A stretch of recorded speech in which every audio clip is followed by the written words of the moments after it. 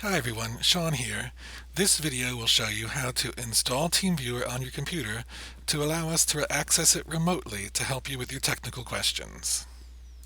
The first thing that will happen is that you will receive an email from the library employee who is going to help you. So you will look for their name, in this case it is me, Sean Farrell, and when you get that email you'll click on the link inside of it, which should automatically begin to download TeamViewer onto your computer. You can see it down here in the lower left hand side when you're using a Chrome browser. When it is done downloading, you can click on the open file link there. For different browsers you might have to look in a different place. And after a few moments, it'll go ahead and install the program. You will have to hit yes in the pop-up that appears here. So after that's happened, the TeamViewer window will pop up on your screen. It will give you an ID and a password.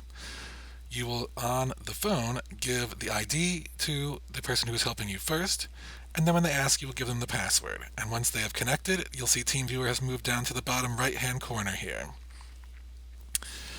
Don't play around with that box. If you do anything there, it might cause the whole session to disconnect and you'd have to start over again, which isn't the worst thing. We can always get around it. But once you see the little box, it means we are connected and we can begin to control your computer and help walk you through whatever issues you are having.